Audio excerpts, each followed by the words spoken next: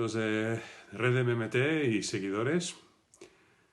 Seguimos como siempre en la lucha y en esta ocasión queríamos contaros que hemos escrito un manifiesto sobre la gestión de la crisis pospandémica y en él pues hacemos un repaso a la situación que se nos presenta y hacemos una breve crítica a unas políticas, a unas respuestas desde el gobierno que nos han parecido oportunas pero insuficientes, sobre todo por el temor a incurrir en un déficit que parece lastrar la osadía, digamos, que debería mostrar el gobierno ante una crisis tan grave como la que se nos ha caído encima, ¿no? Porque realmente nadie buscaba esto.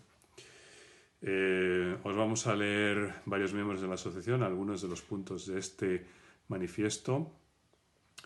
En primer lugar, debemos saber que ante un colapso de la demanda en el sector privado, solo quien tiene el monopolio de la divisa, es decir, el Estado, puede dar una respuesta de suficiente potencia. En la zona euro, este monopolista de la divisa pues es una hidra de múltiples cabezas y nos referimos a los 19 estados de la Unión Europea y el sistema de bancos centrales. Claro, un ser de múltiples cabezas es difícil que actúe con claridad de pensamiento y con unidad de acción.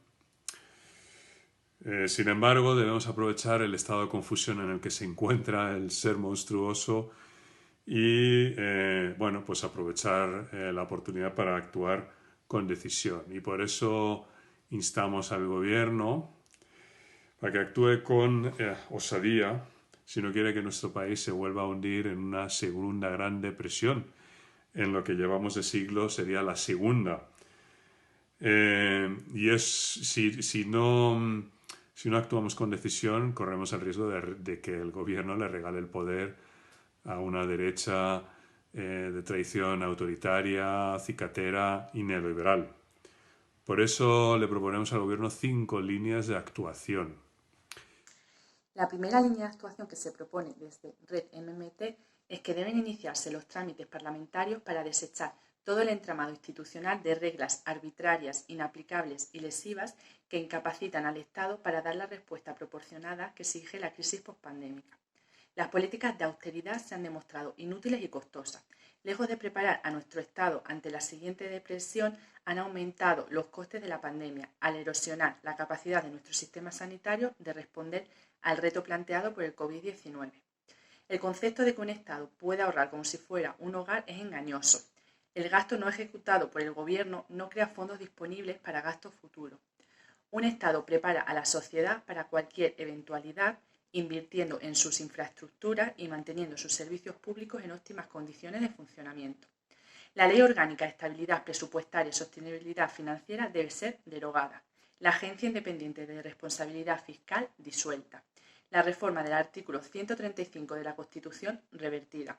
El Pacto de Estabilidad y Crecimiento denunciado.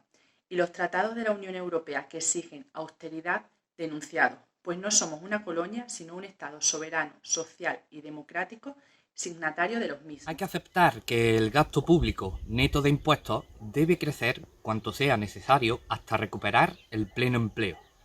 Debemos ir más allá de los estabilizadores automáticos con un plan quinquenal de largo alcance que permita recapitalizar empresas en sectores estratégicos, auxiliar a los más perjudicados por la crisis y suplementar la caída de la demanda en el sector privado con un aumento de la demanda desde el Estado. El déficit tiene que crecer hasta niveles de 2 dígitos en porcentaje del PIB. Y eso no solo no traerá ninguna catástrofe económica, sino que será lo que la evite. Esto significa, dentro del corsé institucional actual, emitir mucha deuda y que ésta sea adquirida por el agente del Banco Central Europeo en nuestro país, es decir, el Banco de España, sin límites ni condiciones.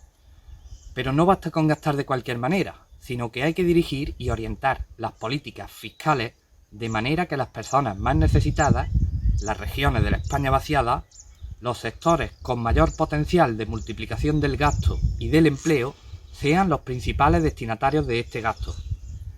El déficit público nunca debe ser el objetivo de la política económica, sino el residuo de las políticas que equilibran la economía, en el sentido de asegurar el pleno empleo con estabilidad de precios y nuestra relación con la ecología. La deuda pública es el ahorro neto del sector privado, así que no debe preocuparnos su tamaño, sino su distribución dentro de este. La ministra Calviño anunció recientemente que el desempleo en España subiría hasta el 19% en 2020, como si fuera una desgracia caída del cielo y el gobierno nada pudiera hacer para remediarla. El sector privado no se encuentra en condiciones de resolver el grave problema de desempleo que quedará como legado de la pandemia. Se debe implantar con urgencia un plan de empleo garantizado para reducir las tasas de desempleo rápidamente. Este instrumento tiene un poderoso efecto anticíclico, pues permite aumentar el gasto público cuando cae el del sector privado. Es una herramienta que dotaría a las administraciones públicas de un recurso humano para dar soporte a plantillas funcionariales estresadas y menguadas por años de recortes presupuestarios. Permite introducir dinero en la economía rápidamente, recuperar los niveles de gasto en los hogares y generar la suficiente confianza como para que los empresarios y banqueros vuelvan a invertir en sus negocios. Cuando la actividad se recupere, el empleo en el sector privado también lo hará, y la plantilla del programa de trabajo garantizado menguará rápidamente, reduciendo el gasto público. De esta manera, el saldo de las cuentas públicas pasará de ser un objetivo de política económica a ser el residuo de las políticas que aseguren el pleno empleo permanente de nuestra economía. Como legado de esta era pospandémica, el programa debería permanecer como un pilar del estado de bienestar. 4. Una vez superada la situación de emergencia, debemos recordar la urgencia de responder al reto del cambio climático. Si algo nos ha demostrado la situación de confinamiento es que hay muchas tareas innecesarias que, una vez interrumpidas, han dejado de lesionar el medio ambiente. En cambio, otras han probado ser absolutamente cruciales para asegurar un nivel de vida digno. No estamos eligiendo bien las tareas y actividades que deben hacerse y estamos haciendo demasiadas cosas sin ningún valor para la sociedad y dañinas para el medio ambiente. El modelo capitalista depredador de la naturaleza está enfermo. Necesitamos transitar a un modelo más amable con las personas y con la naturaleza, y esa es la propuesta del nuevo Pacto Verde, una transformación completa de nuestro patrón energético e industrial para su completa descarbonización, a la vez que se creen millones de puestos de trabajo. Nuestra relación con la Unión Europea debe ser revisada. Hemos padecido ya una gran depresión inducida por las prescripciones económicas del neoliberalismo y exigidas desde las autoridades comunitarias, y van camino de una segunda. También hemos de reconocer que las instituciones europeas han sido el escudo que ha justificado que los sucesivos gobiernos españoles del periodo democrático aplicasen reformas impopulares de corte neoliberal. Hemos vivido bajo la ilusión de un proyecto que se vendía como solidario, pero cuando ha llegado la pandemia, los países del norte han mirado hacia otro lado, rehusado toda asistencia financiera o sanitaria. Debemos mostrar más firmeza en la defensa de nuestros intereses. Para empezar, debemos asegurarnos de que las suspensiones de reglas de decoro fiscal no sean temporales, sino permanentes. Si nuestra prosperidad económica vuelve a ponerse en jaque porque se exijan sendas de ajuste presupuestario o no se presta suficiente asistencia desde el Banco Central Europeo a nuestra deuda, entonces debemos replantearnos la utilidad de la moneda común. Desde la fundación de Red MMT venimos realizando todas estas reivindicaciones. No aportamos nada nuevo, solo cambia la urgencia del momento histórico que estamos viviendo con la crisis económica, social y sanitaria de la pandemia del COVID-19.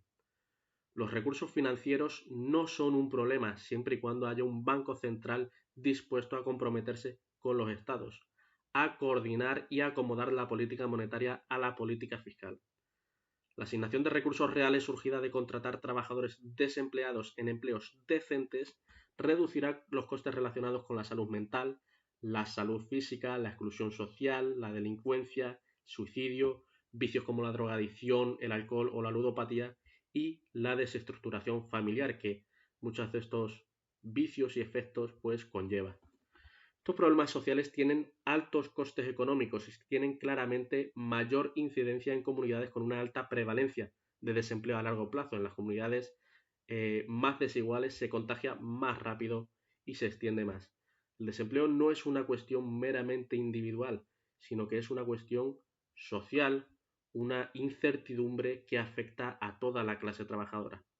Si conseguimos una asignación de recursos reales eficiente a través del pleno empleo, incluso podemos decir que estas líneas de actuación aquí expuestas se pagarán solas. En todo caso, queremos hacer hincapié en que todo lo que podamos hacer puede financiarse. No hay excusa de que no tenemos dinero. Siempre que haya un banco central coordinado y que acomode la política monetaria y la política fiscal, puede hacerse. Basta de utilizar la variable desempleo como variable de ajuste.